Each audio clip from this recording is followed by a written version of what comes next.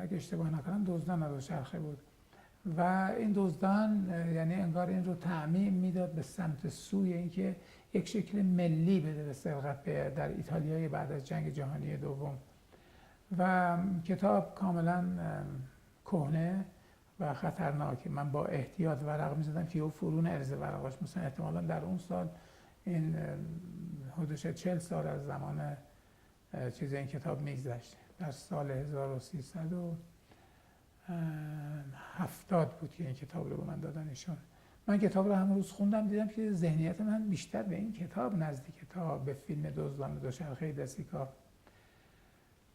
به خصوص در پایان کتاب، در صفحات پایانی کتاب یک جمله‌ای بود که دقیقاً همون چیزی بود که من دائما میگفتم: انسان برای چی به دنیا اومده؟ به دنیا اومده که به جای لذت بردن زجر بکشه و شکنجه بشه، سختی ها رو تحمل کنه. یعنی به گونه‌ای بود که انگار من این کتاب رو خونده بودم و این جمله رو برای خودم حاشیه نویسی کرده بودم و برداشته بودم و این رو تکرار میکردم این برنامه. اما اگرچه میگم احساس میکردم که این اثر بیشتر ناشی از نوشته خود بارتولونی است، ولی خب بله، همین قرینه‌سازی‌ها شاید این ادعا رو کاملا نقض کنه و حق طبیعی شما هست که بپرسیم بله این به نظر من به فیلم بیشتر شبیه. من به مفهومی که در استنتاج از اون کلمه، از اون جمله‌ای که بهتون عرض کردم، احساس همگونی با نویسنده رمان کردم تا فیلم الان برای من فیلم دزدان دوچرخه عرض میکنم جزو فیلم‌های شاخص زندگیم نیست.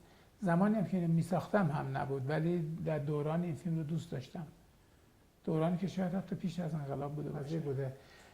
برخی از قواعد هست که به طور طبیعی دوران انگار حکم میکنه که بایستی یک نظریه‌ای در حال شکل گیری و خلق باشه، مثل نظریه داروین. در مورد آثار هنری هم گاهی اوقات این اتفاق میفته و میتونه یک فکری 40 سال 45 سال پیش تبدیل به فیلم بشه و در سالهای بعد در گوشه دیگری از یک کشور فیلمساز دیگری به سمت اون بیاد، بی آنکه اون فیلمساز از اول به فکر بزرگداشت سینمای نئورئالیسم ایتالیا بوده باشه. همونطور که براتون در این صحبت عرض کردم، از چه مسیر خودجوش و کاملا غریزی و ناخودآگاهانه فیلم قدم‌های دوم برداشته شد، چیزهایی که انگار جلوی من چیده شده بود که من به سمت این مسیر برم که در نهایت منجر به ساخته شدن فیلم آبادانی‌ها شد. ناخواسته سندی میشه، ناخواسته. من جزء برنامه بند نبود که میخوام مثلا طبق یک برنامه من تهران رو هم در این حال ثبت کنم، لباس رو، آدم رو، برخی از گویش ها رو، همه اینا وقتی واقع گرایانه داره نمایش داده میشه طبیعتاً میتونه سندی باشه برای آینده. این فیلم داره در اینجا ساخته میشه، باید ایرانی محض باشه، شکی درش نیست.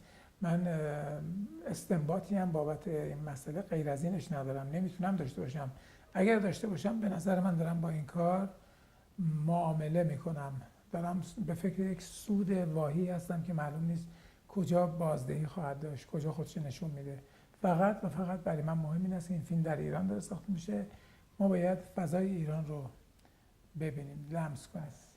این فیلم یکی از واقعا مظلومترین و نابود شده ترین فیلم های تاریخ سینما ایران، آبادانی. این فیلم مشکل بزرگش این بود که به عنوان یک فیلم ضد جنگ تلقی میشد. آیا شما این امید رو دارید و این قدرت رو در این فیلم میبینید که روزی جایگاه خودش رو در سینمای جهان پیدا کنه؟ نمیدونم، واقعا نمیدونم. امیدوارم این اتفاق بیفته.